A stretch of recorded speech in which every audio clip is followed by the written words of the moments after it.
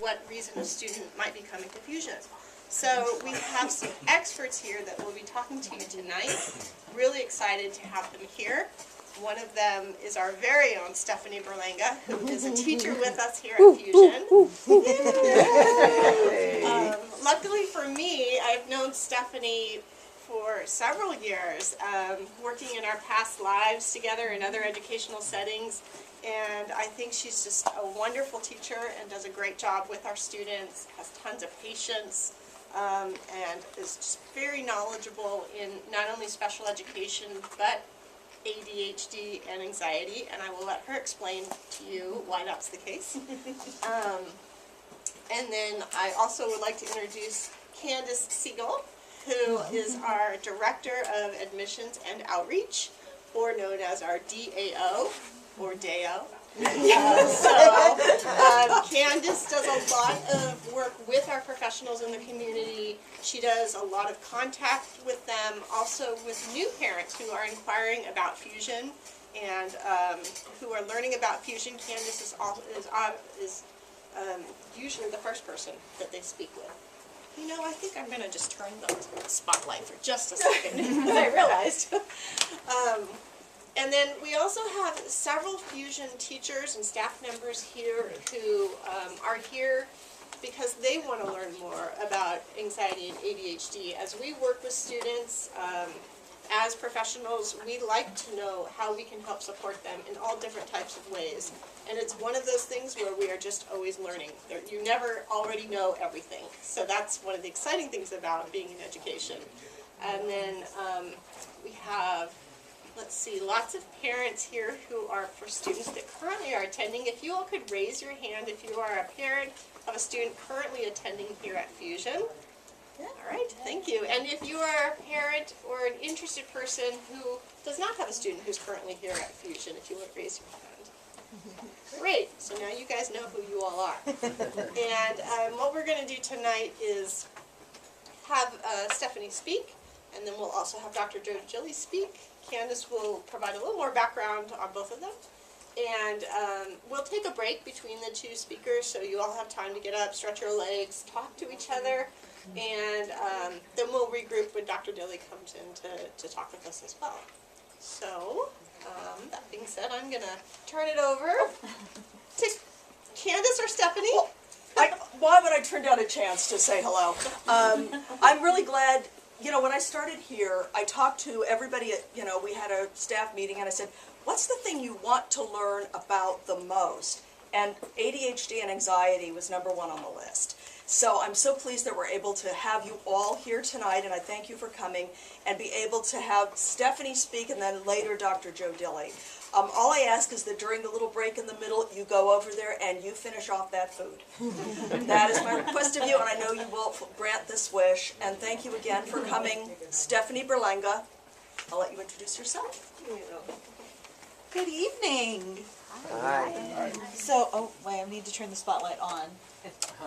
Give it a minute. Yay! Hey. So, I am, like Kelly said, I'm a teacher here. I'm also the educational specialist on campus. That means that from a public school perspective, I have a preliminary education specialist credential in mild to moderate disabilities.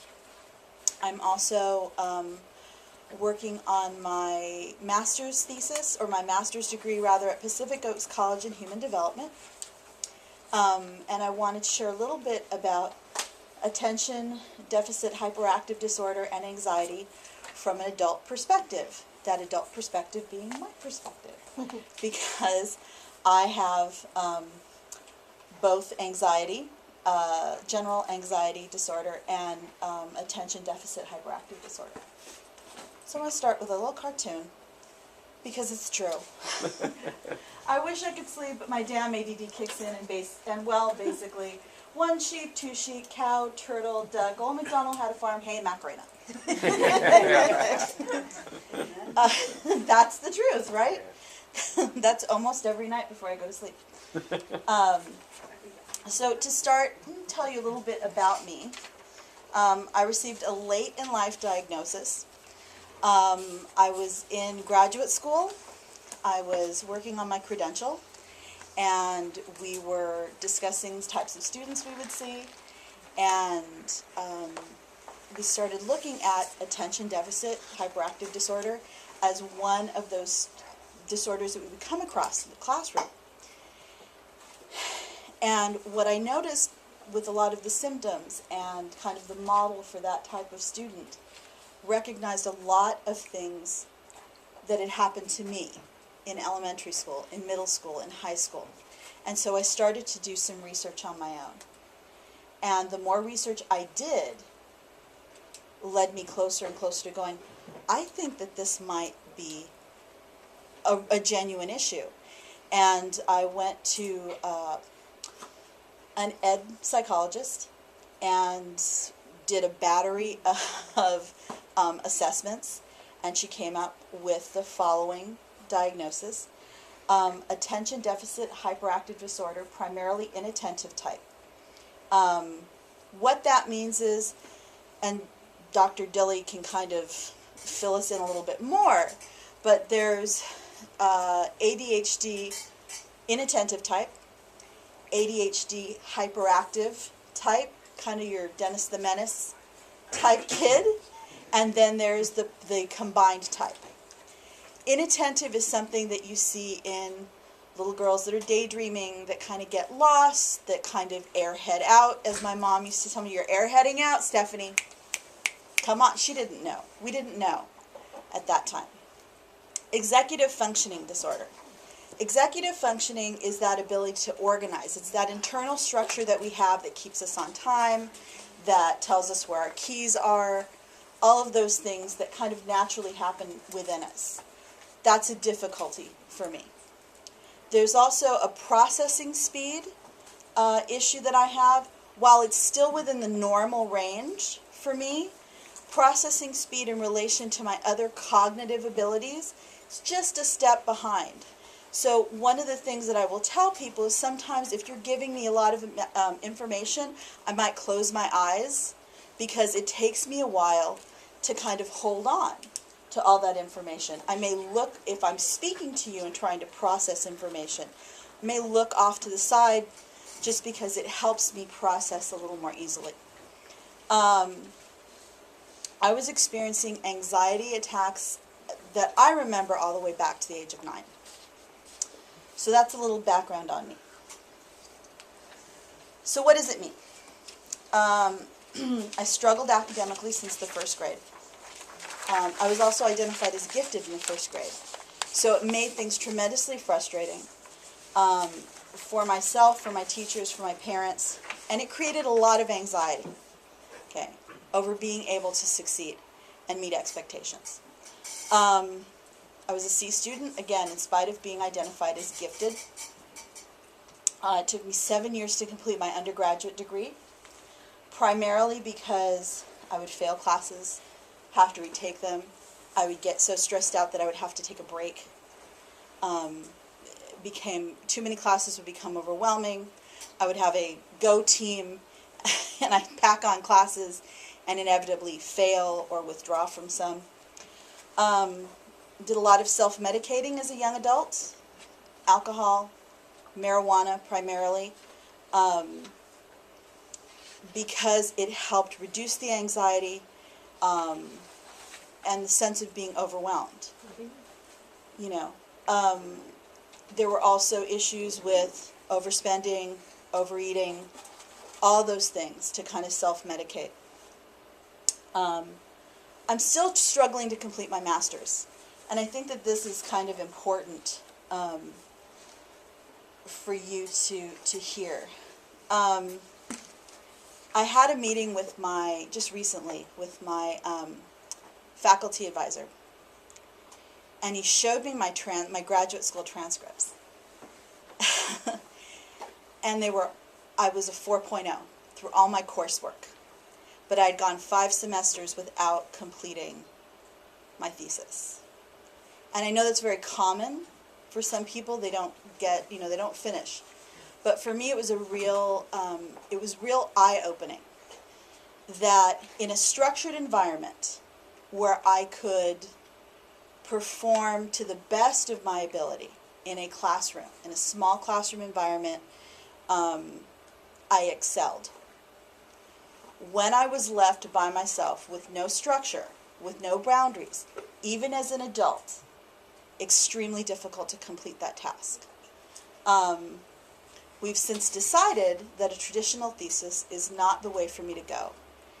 And they're allowing me to do something that's much more structured, which is called an ethnography. I won't go into that.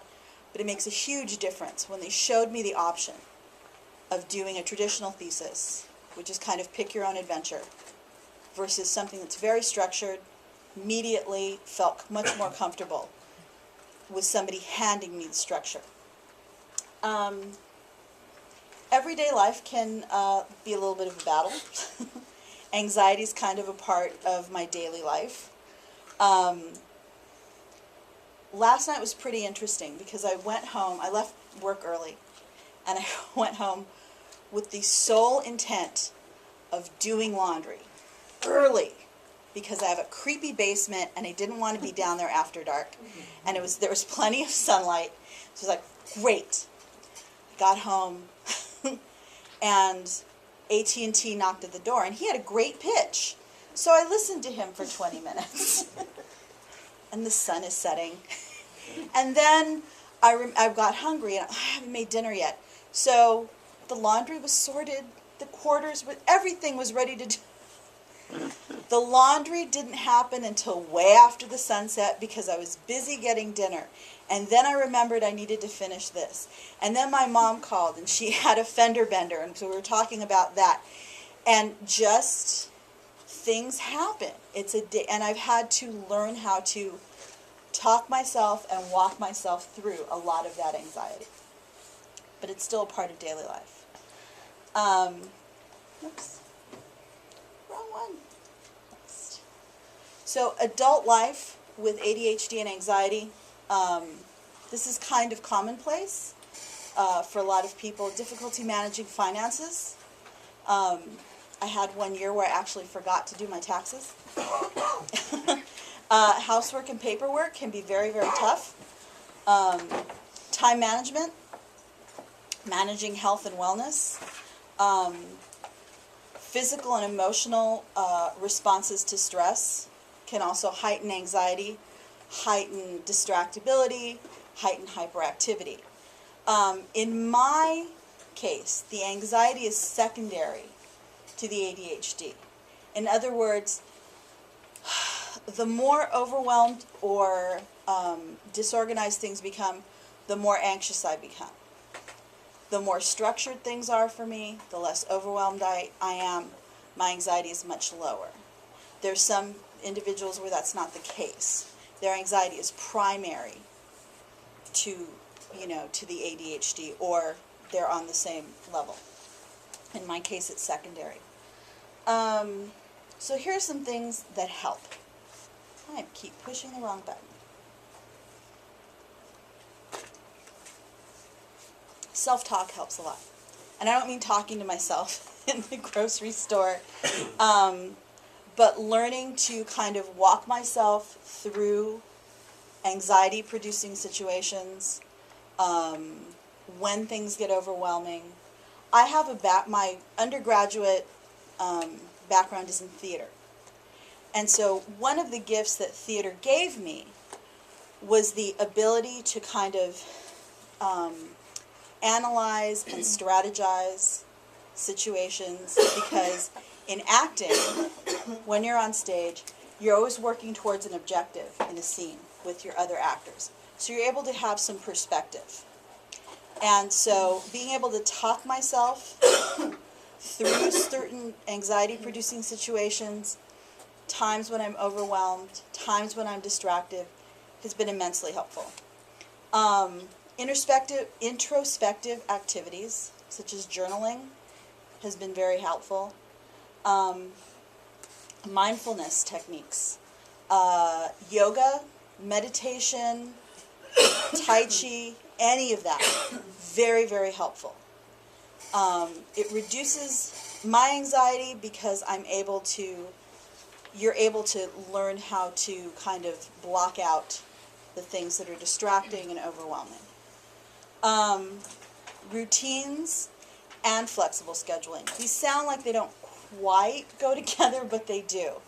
There are certain routines that help me prepare for bed, that help kind of calm my mind down, making the bed in the morning. Certain routines that really help kind of order and structure my day. But I always kind of leave room in my schedule for getting lost. Having a 3-hour adventure at Target is one of my favorite things. So there needs to be room and flexibility in my schedule. Connecting to other people has been really critical. And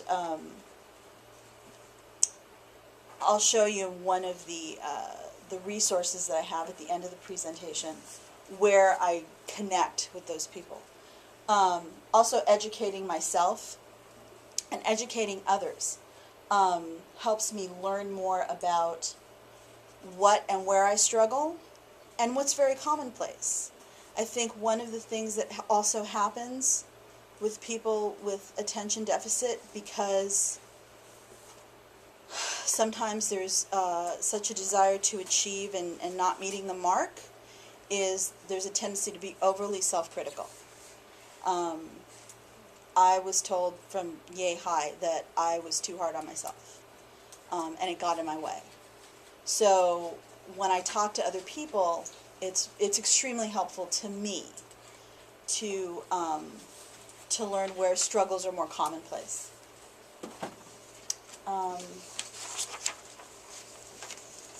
One of the techniques that I like to use is the stop technique, and I'm sure that there are other.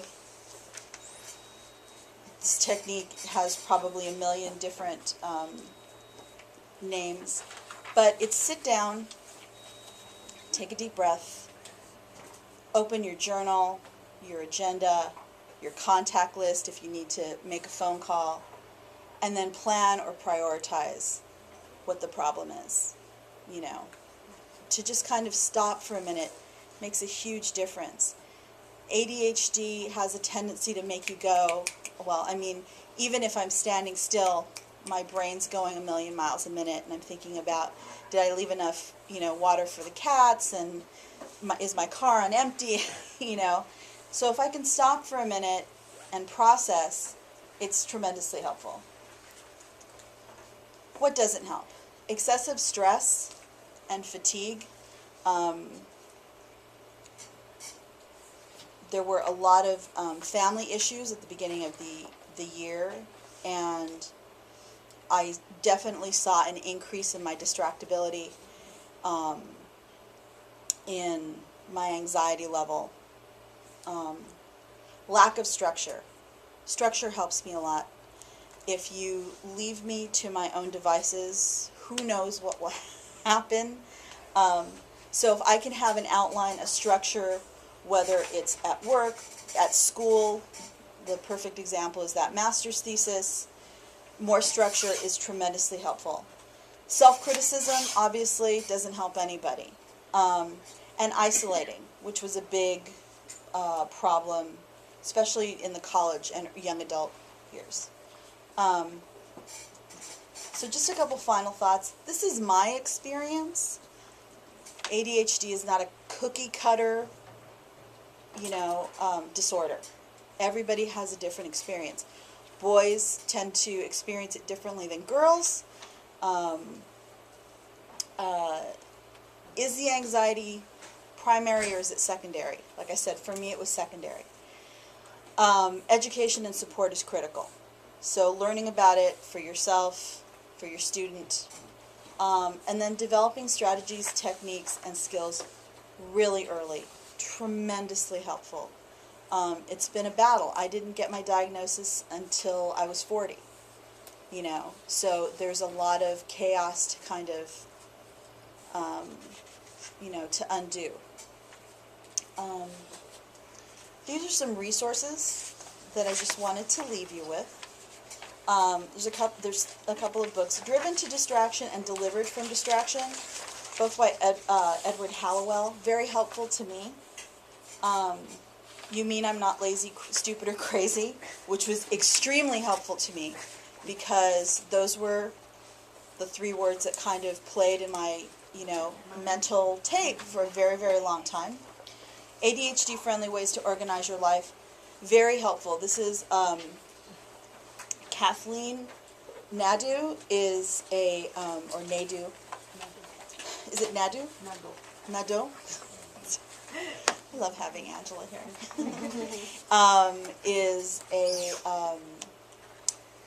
Is a therapist who also has attention deficit disorder, and Judith Kohlberg is a organization specialist. So it's a really, really neat book. And then just some websites. Dr. Hallowell, who wrote the first 2 books, great insights. Women with ADHD, because sometimes the difficulties do present in other ways. CHAD, which is children and adults with attention deficit. And Attitude Mag, which is a really great resource both for parents and adults. So if it'll pull up really quickly, I hope. What I like about it is that it goes over things for adults, things for parenting, treatment, support for school, symptoms, diagnosis, resources, great blogs, and just an opportunity for people to kind of talk about their difficulties with attention deficit. So, with that, that's the end of my presentation. I'm happy to take any questions that you might have. Yes, sir.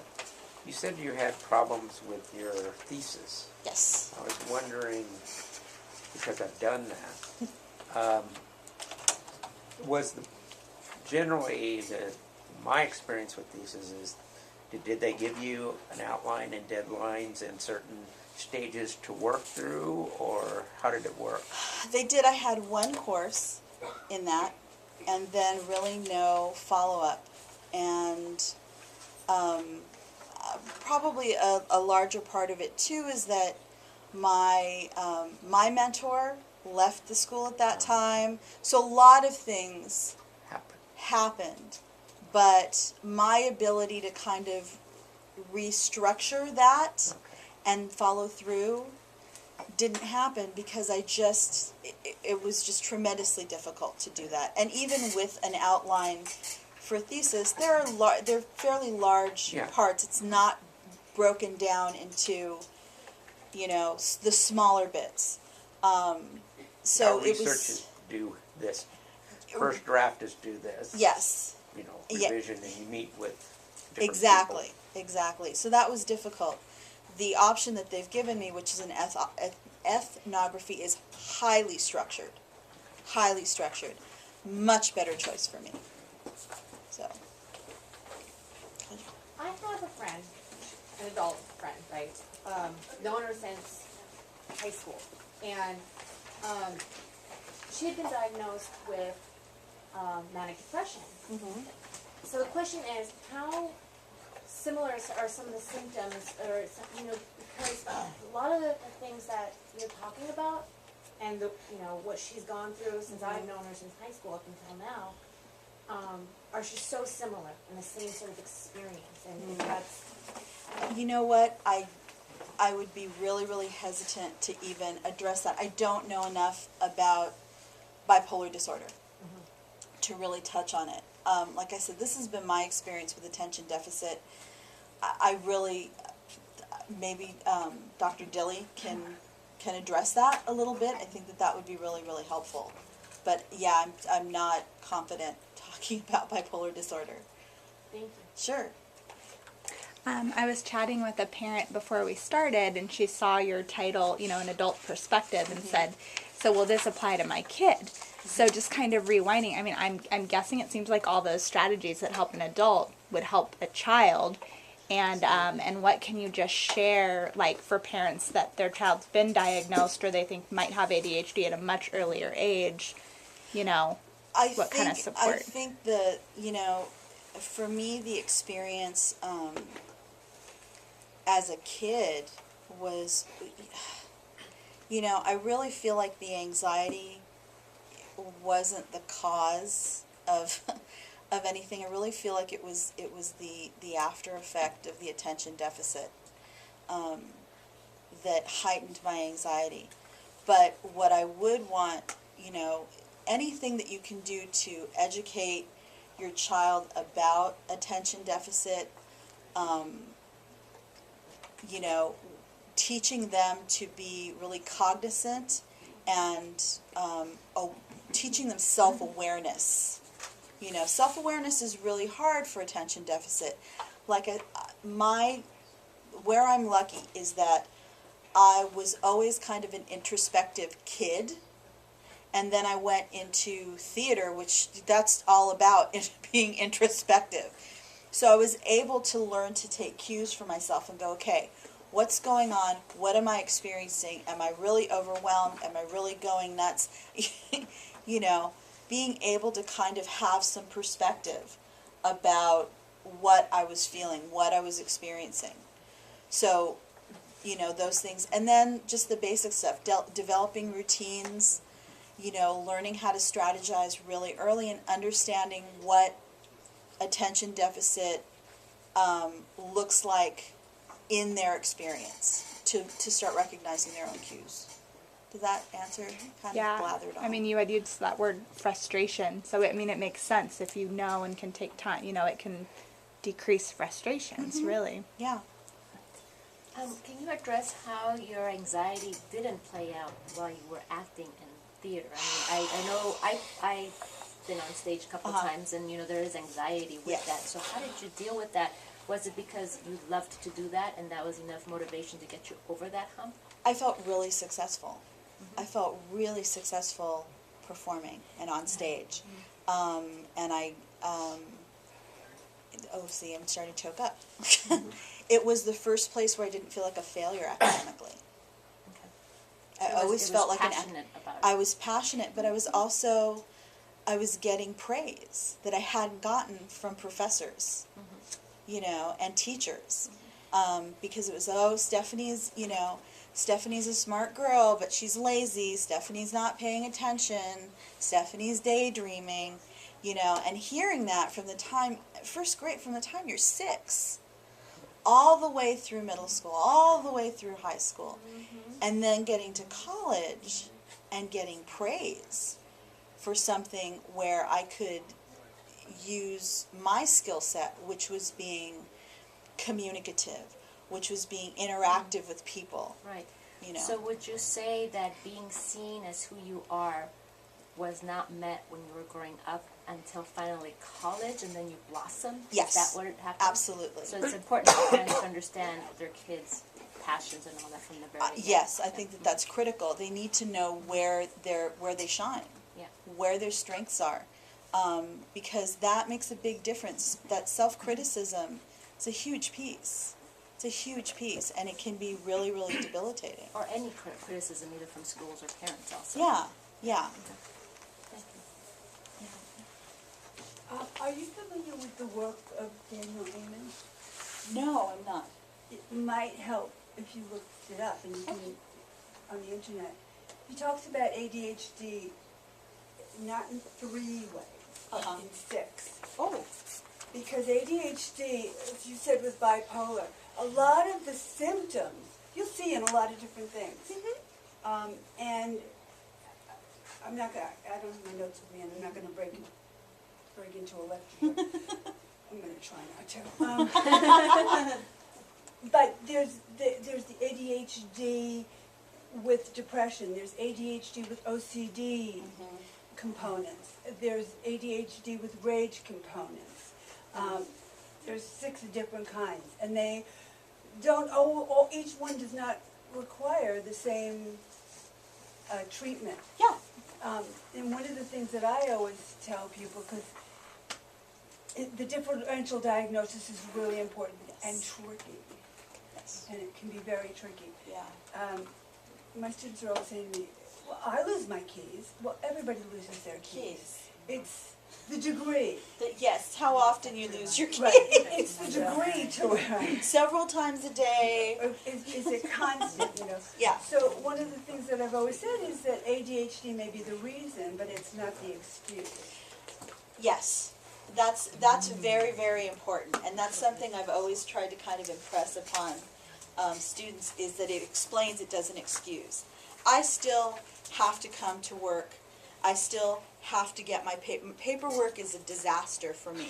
My home paperwork, it's a battle that upsets and frustrates me, and I have to work really hard on my anxiety when it comes to paperwork. I still have to get it done. It doesn't, I don't get out of it. I don't get a pass. It explains, it doesn't. And that's one of the things about ADHD, is that when you get yourself into actually doing something, we have this wonderful ability to hyperfocus. Oh, yes.